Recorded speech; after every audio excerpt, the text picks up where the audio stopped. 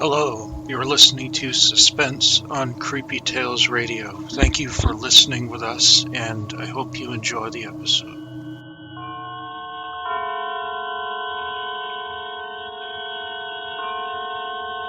The Columbia Network takes pleasure in bringing you Suspense.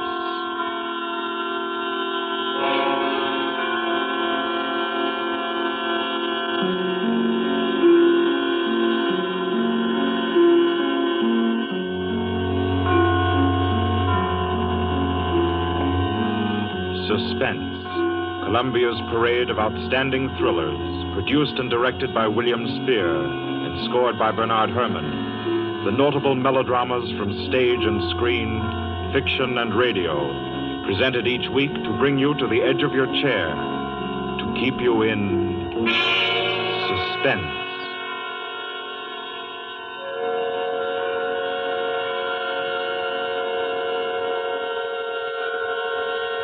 Good evening.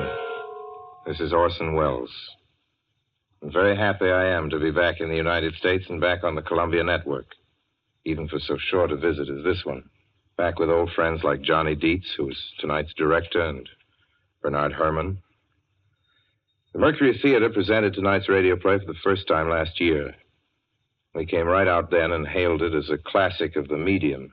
Nobody argued the point. A lot of people asked us to do it again, so it's gratifying to get the chance now and to find a favorite of ours in this distinguished anthology of spook shows. Personally, I've never met anybody who didn't like a good ghost story, but I know a lot of people who think there are a lot of people who don't like a good ghost story. For the benefit of these, at least, I go on record at the outset of this evening's entertainment with the sober assurance that although blood may be curdled on this program, none will be spilt. There's no shooting, knifing, throttling, axing, or poisoning here. No clanking chains, no cobwebs, no bony and or hairy hands appearing from secret panels, or better yet, bedroom curtains. If it's any part of that dear old phosphorescent foolishness that people who don't like ghost stories don't like, then again, I promise you, we haven't got it. Not tonight. What we do have is a thriller. It's half as good as we think it is. You can call it a shocker. It's already been called a real Orson Welles story. Now, frankly, I don't know what this means. I've been on the air directing and acting in my own shows for quite a while now, and I don't suppose I've done more than half a dozen thrillers in all that time.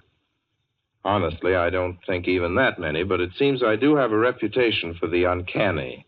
Quite possibly, a little escapade of mine involving a couple of planets, which shall be nameless, is responsible. Doesn't really matter. Don't think I disapprove of thrillers. I don't. A story doesn't have to appeal to the heart. It can also appeal to the spine. Sometimes you want your heart to be warmed, and sometimes you want your spine to tingle.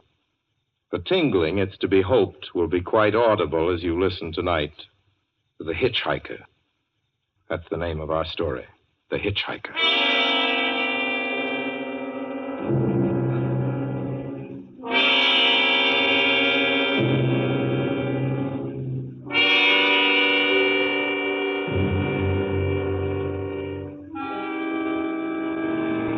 I'm in an auto camp on Route 66, just west of Gallup, New Mexico.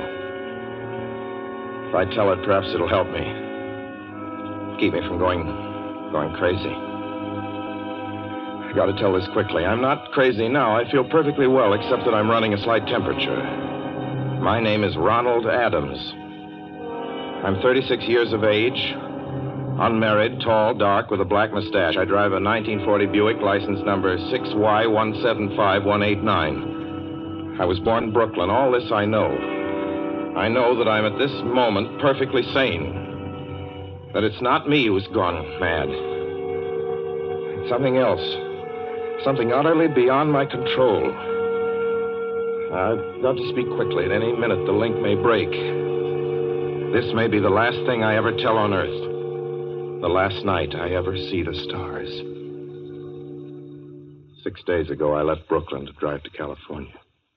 Goodbye, son. Good luck to you, my boy. Goodbye, Mother. Here, give me a kiss, and I'll go. I'll come out with you to the car. Oh, no, it's raining. Stay here at the door. Hey, what's this? Tears? I thought you'd promised me you wouldn't cry. Oh, I know, dear. I'm sorry. But I do hate to see you go. I'll be back. It'll only be on the coast 3 months. Oh, it isn't that. It's just the trip. Ronald, I wish you weren't driving. Oh, Mother, there you go again. People do it every day. I know, but you'll be careful, won't you? Promise me you'll be extra careful. Don't fall asleep or drive fast or pick up any strangers on the road. Oh, gosh. I think I was still 17 here, you told me. Oh, and wire me as soon as you get to Hollywood, won't you, son? Of course I will. Don't you worry. There's nothing going to happen. It's just 8 days of perfectly simple driving on smooth, decent, civilized roads with a hot dog or a hamburger stand every 10 miles.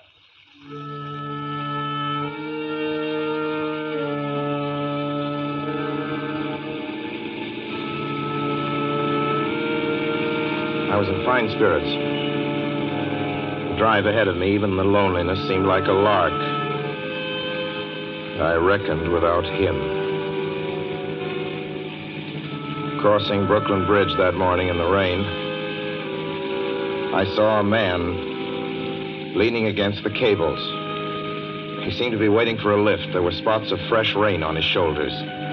He was carrying a cheap overnight bag in one hand. He was thin, nondescript, with a cap pulled down over his eyes.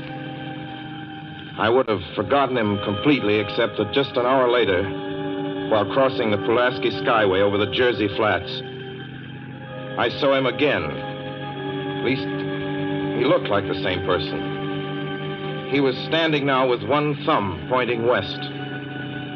I couldn't figure out how he got there, but I thought probably one of those fast trucks had picked him up, beaten me to the Skyway, and let him off. I didn't stop for him.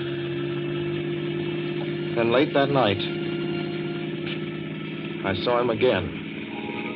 It's on the new Pennsylvania Turnpike between Harrisburg and Pittsburgh. It's 265 miles long with a very high speed limit. I was just slowing down for one of the tunnels when I saw him, standing under an arc light by the side of the road. I'd seen quite distinctly the bag, the cap, even the spots of fresh rain spattered over his shoulders. He hallooed at me this time. Hello! Hello! I stepped on the gas like a shot. That's lonely country through the Alleghenies, and I had no intention of stopping. Besides, the coincidences, or whatever it was, gave me the willies. I stopped at the next gas station.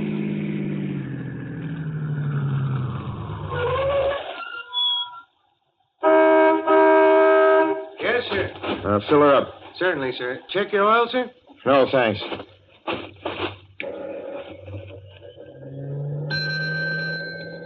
Nice night, isn't it? Yes.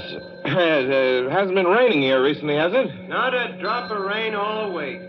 Oh? Oh, I suppose that doesn't done your business any harm. Oh, people drive through here all kinds of weather. Mostly business, you know. There aren't many pleasure cars out on the turnpike this season of the year. I suppose not. What about hitchhikers? Hitchhikers here? What's the matter? Don't you ever see any? Not much. If we did, it'd be a sight for sore eyes. Why? Oh, guy'd be a fool who started out to hitch rides on this road. Look at it. Then, you've never seen anybody? No. Maybe they get the lift before the turnpike starts. I mean, you know, just before the toll house. But then it'd be a mighty long ride. Most cars wouldn't want to pick up a guy for that long a ride. And you know, this is pretty lonesome country here. Mountains and woods. You ain't seen anybody like that, have you? No. Oh, no, not at all. I was just a technical question. I see. Well, that'll be just $1.49 with the tax.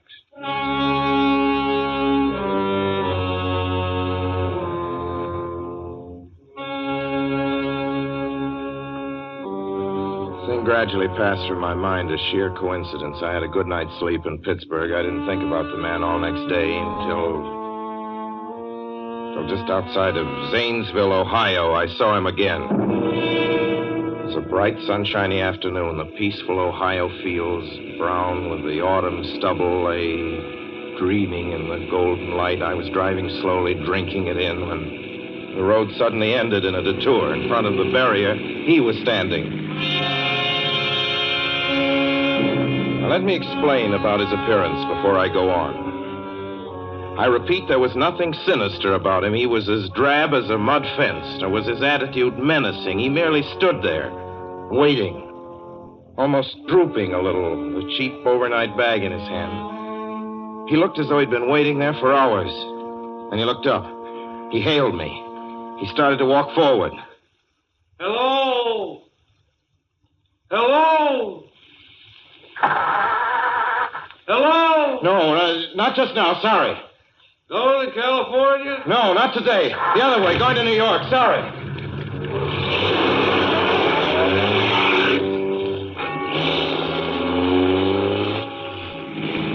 After I got the car back on the road again, I felt like a fool. Yet the thought of picking him up, of having him sit beside me, was somehow unbearable. At the same time, I felt more than ever unspeakably alone.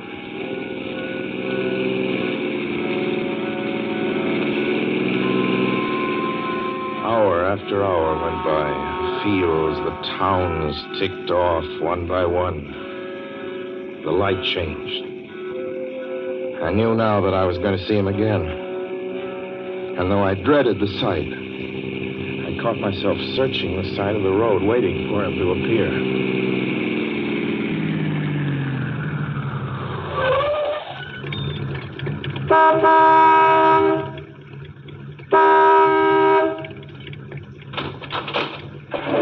Yeah, what is it? What do you want? Sell sandwiches and pop here, don't you? Yeah, we do in the daytime. But we're closed up now for the I night. know, but I was wondering if you could possibly have a cup of coffee, black coffee. Just. No, not this time of night, mister.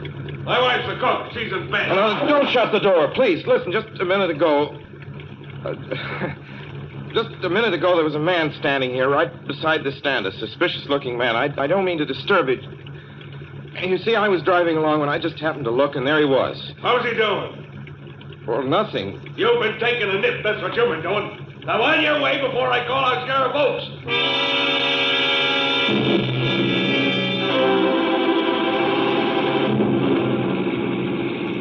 I got into the car again and drove on slowly. I was beginning to hate the car.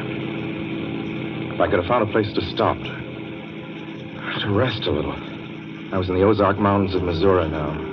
A few resort places there were closed, only an occasional log cabin, seemingly deserted.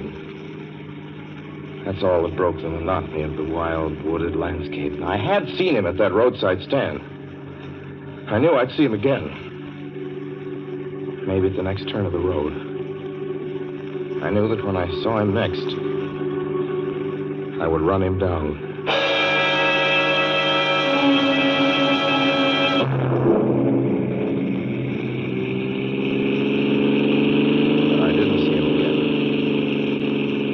See him until late next afternoon. I stopped a car at a sleepy little junction just across the border into Oklahoma to let a train pass by. When he appeared across the tracks, leaning against a telephone pole. Perfectly airless, dry day. The red clay of Oklahoma was baking under the southwestern sun.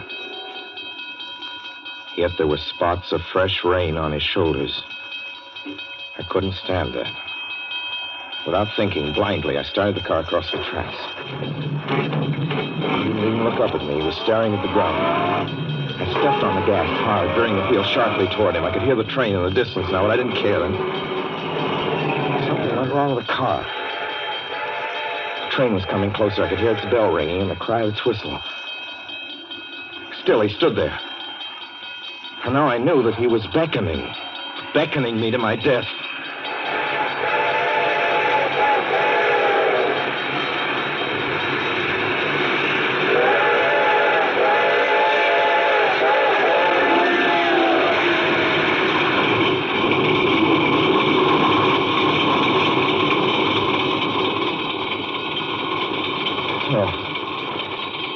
frustrated him that time. The starter worked at last. I managed to back up. When the train passed, he was gone. I was all alone in the hot, dry afternoon.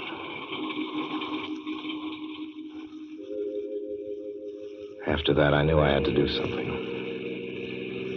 I didn't know who this man was or what he wanted of me. I only knew that from now on, I mustn't let myself alone on the road for 1 minute. Hello there. Like a ride? Well, what do you think? How far are you going? Where do you want to go? Amarillo, Texas. I'll drive you there. Gee.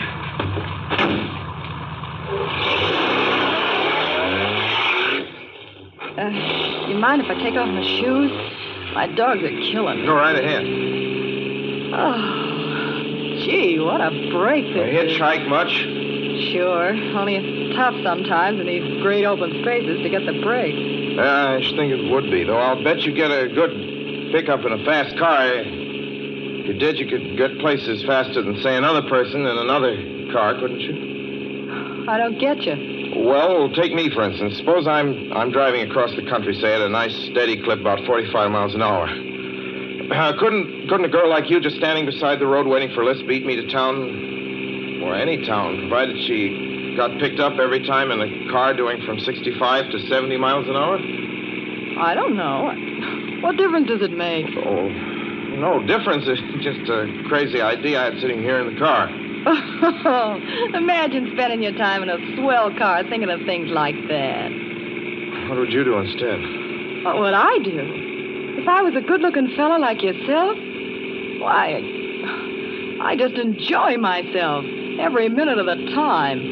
I'd sit back and relax. And if I saw a good-looking girl along the side of the road, hey, look out! Did you see him? See who? A man standing beside the barbed wire fence. I didn't see anybody. It wasn't nothing but a bunch of cows and a wire fence. No? What'd you think you was doing? Trying to run into the barbed There's wire a man fence? there, I tell you. A thin gray man with an overnight bag in his hand. And I was trying to run him down. Run him down? You mean kill him? Say you didn't see him back there? You sure? I didn't see a soul. As far as Watch that's concerned... for him the next time and keep watching. Keep your eyes peeled on the road. He'll turn up again. Maybe any minute now. There! Look there!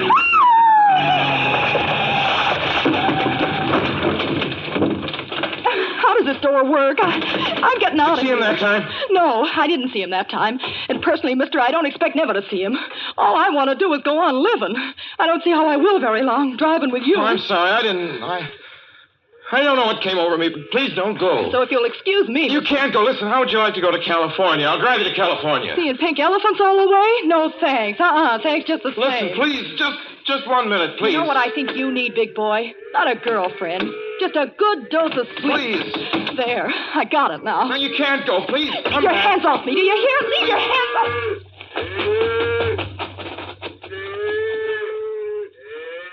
She ran from me. As though I were a monster. A few minutes later, I saw a passing truck pick her up.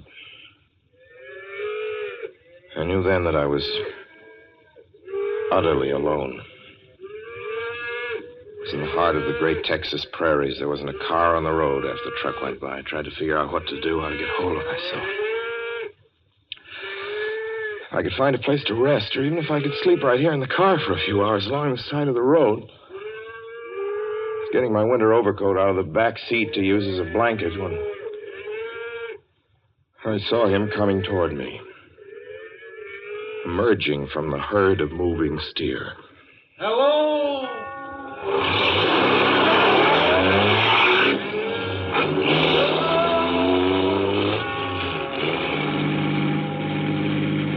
Maybe I should have spoken to him then. Fought it out then and there. For now, he began to be everywhere. Wherever I stopped, even for a moment, for gas, for oil, for a drink of pop, a cup of coffee, sandwich, he was there. I saw him standing outside the auto camp in Amarillo that night when I dared to slow down. I was sitting near the drinking fountain of a little camping spot just inside the border of New Mexico. He was waiting for me outside the Navajo reservation where I stopped to check my tires. I saw him in Albuquerque when I bought 20 gallons of gas. I was afraid to stop now.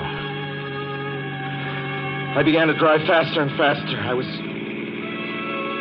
in lunar landscape now. The great arid mesa country of New Mexico. I drove through it with the indifference of a fly crawling over the face of the moon. Now he didn't even wait for me to stop. Unless I drove at 85 miles an hour over those endless roads, he waited for me at every other mile. I'd see his figure, shadowless, flitting before me, still in its same attitude, over the cold, lifeless ground, flitting over dried-up rivers, over broken stones cast up by old glacial upheavals, flitting in that pure and cloudless air. I was beside myself when I finally reached Gallup, New Mexico this morning. There's an auto camp here. Cold, almost deserted this time of year. I went inside and asked if there was a telephone. I had the feeling that if only I could speak to someone familiar, someone I loved, I could pull myself together.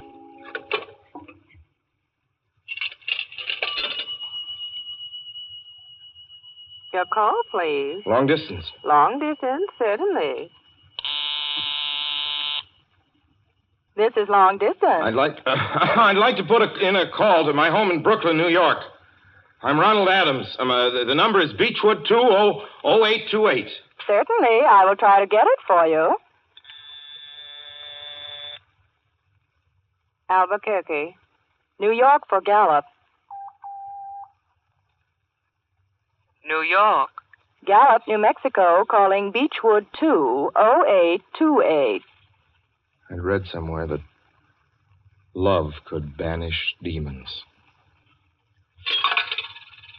It's the middle of the morning. I knew Mother'd be home. I pictured her tall and white-haired in her crisp house dress, going about her tasks. Be enough, I thought, just to hear the even calmness of her voice. Will you please deposit $3.85 for the first 3 minutes? When you have deposited $1.50, will you wait until I have collected the money?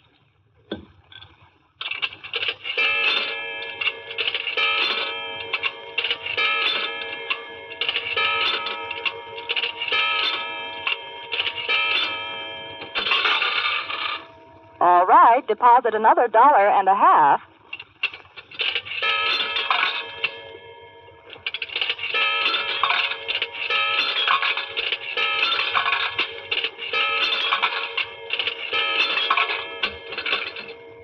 Will you please deposit the remaining 85 cents?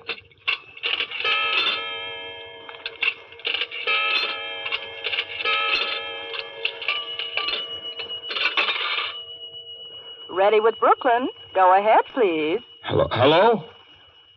Mrs. Adams' residence. Hello, Mother? This is Mrs. Adams' residence. Who is it you wish to speak to, please? What? Oh, who's this? This is Mrs. Whinney. Mrs. Whinney? I don't know any Mrs. Whinney. Is this Beechwood 20828? Yes? Where's my mother? Where's Mrs. Adams? Mrs. Adams is not at home. She's still in the hospital. The hospital? Yes. Who is this calling, please? Is it a member of the family? Well, what's she in the hospital for? She's been prostrated for 5 days. Nervous breakdown. But who is this Nervous calling? breakdown? Well, my mother never was nervous. It's all taken place since the death of her oldest son, Ronald. Death of her oldest son, Ronald? Hey, what's this? What number is this? This is Beechwood 20828. It's all been very sudden. He was killed just 6 days ago in an automobile accident on the Brooklyn Bridge. Your 3 minutes are up, sir. Your 3 minutes are up, sir. Your 3 minutes are up, sir. And so I'm sitting here in this deserted auto camp in Gallup, New Mexico. I'm trying to think. Trying to get hold of myself. Otherwise, I'm going to go crazy. Outside, it's night. The vast, soulless night of New Mexico. 1,000,000 stars are in the sky. Ahead of me stretch 1,000 miles of empty mesa. Mountains, prairies, desert. Somewhere among them, he's waiting for me. Somewhere I shall know who he is and who I am.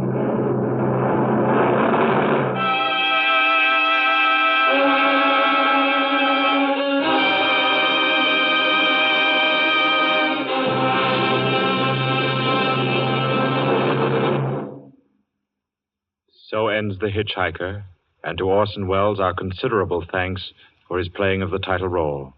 Mr. Welles? Help wanted. Men, women, and children. Nature of work, hard, monotonous, back-breaking labor. Hours, 75 a week minimum.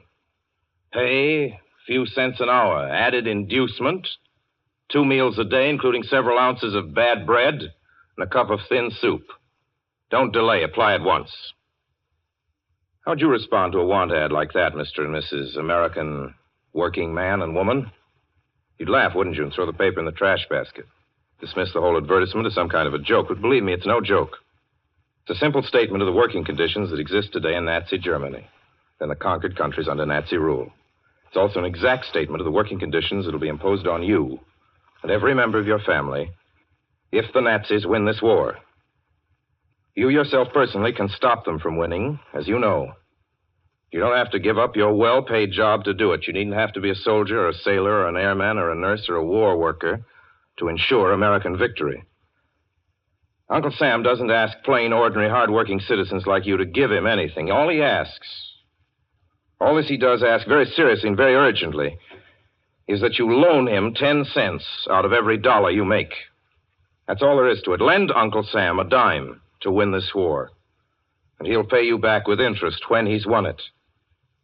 The easiest, most convenient way to lend him these dimes is to enroll in the payroll savings plan. Just tell your boss to deduct 10 cents from every dollar he pays you and lend it to Uncle Sam in your name. Sign up for this simple savings plan today, and when victory comes, you'll have war bonds in your pockets instead of Axis bonds on your wrists. Suspense will be heard again 2 weeks from tonight. Next Wednesday night, September 9th, the Columbia Broadcasting System will present over many of these stations at 9:30 p.m. Eastern Wartime an address by W. Averill Harriman, the United States Lend-Lease Administrator in London. Mr. Harriman, as the personal representative of the President of the United States, attended the Moscow conferences between Winston Churchill and Joseph Stalin. Next Wednesday's broadcast will be Mr. Harriman's first public address since his return to this country. Suspense is produced and directed by William Spear. John Dietz was our guest director this evening. Tonight's radio drama was written by Lucille Fletcher. The original score was by Bernard Herrmann.